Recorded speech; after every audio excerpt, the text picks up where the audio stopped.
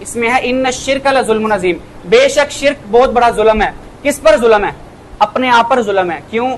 اللہ تعالیٰ قرآن پاک کے 5ویں پارے میں فرماتا ہے ان اللہ لا یغفر ان یشرک بہ ویغفر ما دون ذلک لمن یشاء، اللہ تعالیٰ شرک کو معاف نہیں کرے گا، باقی جس مرضی گناہ کو چاہے اللہ تعالیٰ معاف کر دے۔ شرک سب سے جس کو ہم کہتے ہیں نا شرک اور بدعت، شرک اللہ تعالیٰ کے حق پر ڈاکہ ہے اور بدعت رسول اللہ کے حق پر ڈاکہ ہے۔ اللہ تعالیٰ کے حق پر ڈاکہ کیسے ہے؟ اللہ تعالیٰ نے انسان کو بنایا، اللہ تعالیٰ قرآن پاک میں فرماتا ہے ھذا خلق اللہ، یہ زمین میں نے بنائی ہے، ھذا خلق اللہ، یہ آسمان میں نے بنایا، تمہیں میں نے بنایا، تمہیں میں نے پیدا کیا، سارا کچھ میں نے کیا ہے، یہ زمین کا سینہ چیر کے دریا میں نے بہائے ہیں، سارا کچھ میں نے کیا ہے، پھر بھی تم کسی اور کے در پہ جا کے مانگتے ہو۔ کامن سینس کی بات ہے نا، انسان سب کچھ اللہ تعالیٰ نے دیا ہو اور پھر بھی ہم کسی اور سے مانگے جا کے، جس کو ہم خود ہی اپنے کاندھوں پر اٹھا کر اس کو غسل دے کر ہم اس کو منو مٹی تلے دفنائے ہیں، پھر بھی ہم اس سے جا کے مانگے۔